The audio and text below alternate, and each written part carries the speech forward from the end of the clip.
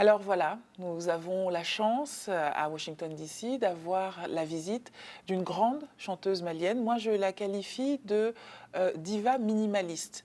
De la diva, elle a l'aura, l'attitude, la grâce, l'autorité aussi. Et minimaliste parce que pour les rivières de diamants et autres caprices, on repassera. Bonjour, Rokia Traoré. Bonjour Anastasia. On se retrouve ici à Washington, 8 ans après l'interview que j'ai faite de vous pour Africa numéro 1. Je suis ravie. Et on se retrouve parce que vous venez présenter aux Américains votre 6e album qui s'appelle Nesso. Tout à fait. Et qu'est-ce que ça veut dire, Nesso? Chez soi. En fait, le symbole de chez soi, là où on se sent bien, où on se sent libre, où on se sent en sécurité parce qu'on a ses petits secrets et sa vie à soi, et là où on s'épanouit et aussi où on a des perspectives. Finalement, l'air de rien, la maison c'est tout ça. Et on ne s'en rend pas compte. Alors, Rokia, vous disiez tout à l'heure que vous avez connu l'Europe de manière idéale, vous connaissez l'Amérique aussi de belle manière. Venir comme ça présenter votre album, c'est pas mal. Mais quel effet ça vous fait de présenter un album dans une langue, principalement le bambara, que probablement peu d'Américains comprennent? Et ils vous veulent quand même, et ils viennent vous voir quand même. Écoutez, Michael Jackson est très aimé au Mali. Je pense que pas plus de 10% de la population malienne parle anglais.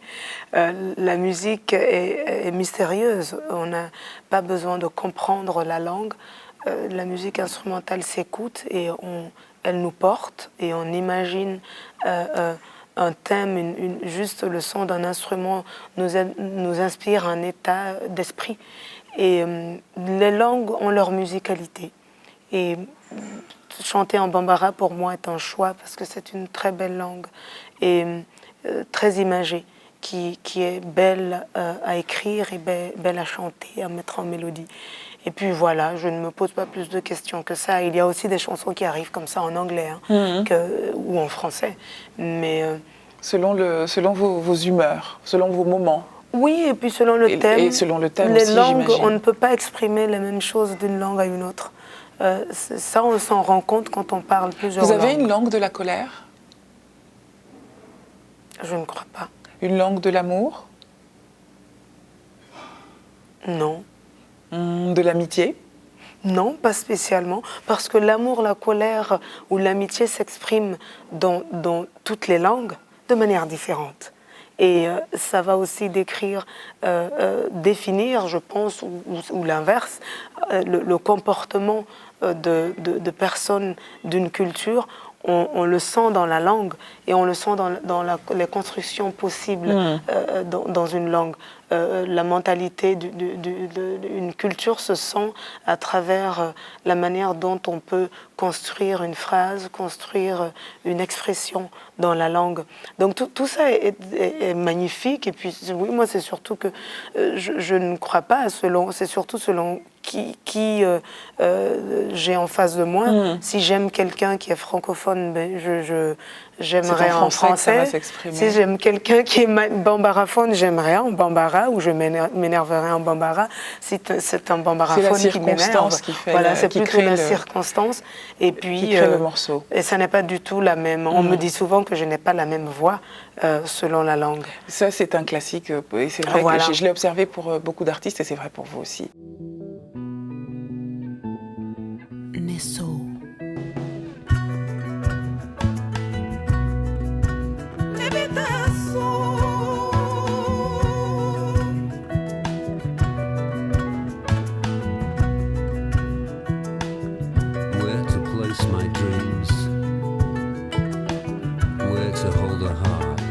Vous venez d'être nommé, Rokia Traoré, ambassadeur de bonne volonté au Conseil pour les réfugiés de l'ONU.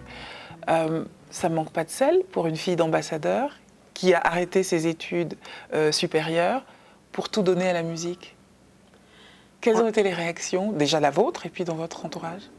En fait, ça fait un bout de temps que coopère et que je cherche à coopérer avec l'UNHCR pour apporter mon soutien. Voilà, comme beaucoup d'autres organisations, parce que je pense que nous avons tous une toute petite responsabilité et que quand on met tous ensemble nos petites responsabilités, ça fait une humanité avec une très grande responsabilité. Voilà, moi je vois les choses comme ça.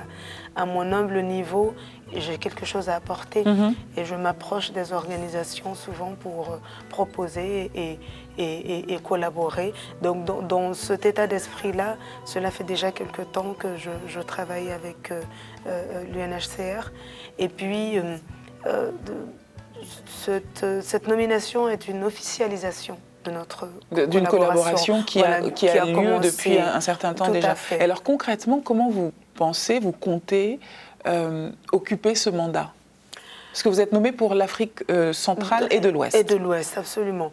Eh bien, on va voir, parce qu'il y a énormément de choses à faire, mais c'est une institution qui est très grande, et en cela très complexe, on ne bouge pas facilement les choses dedans.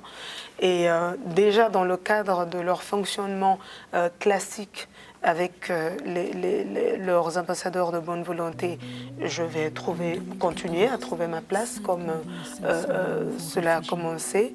Et puis on verra bien dans le cas spécifique de l'Afrique de l'Ouest et l'Afrique centrale ce qu'il y a de possible à faire. Revenons à l'album Nesso. 6e, n'est-ce pas? Oui.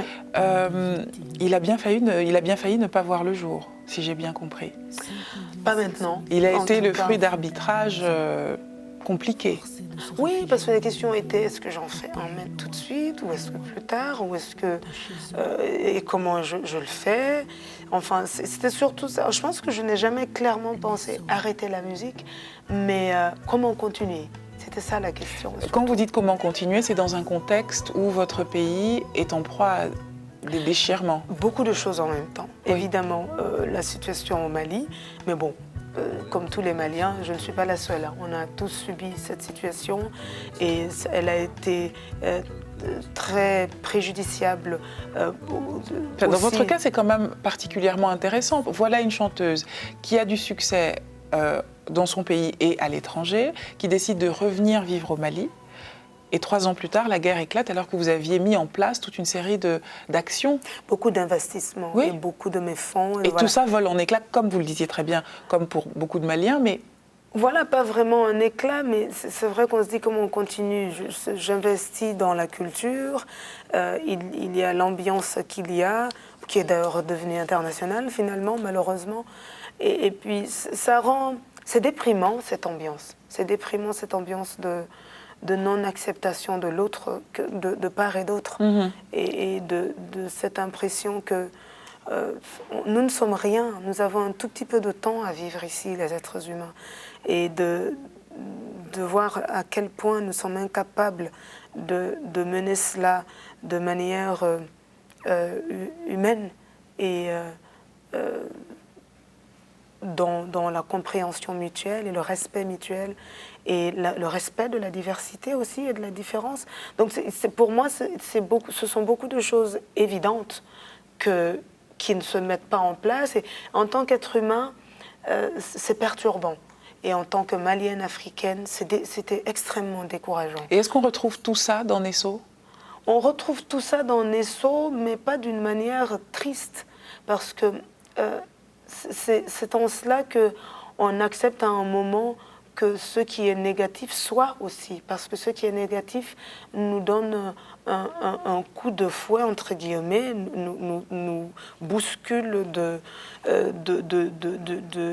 du périmètre de sécurité qu'on s'est mis en place. Et pour y arriver, on est obligé, soit on tient debout et on grandit et on trouve des solutions, soit on y passe. Et là, on sort de la meilleure quand on y arrive. Et voilà, donc Nesso, c'est un album plus d'épanouissement que de douleur ou d'amertume. Merci beaucoup, Rokia Traoré. Merci. Et beau concert ici. Merci.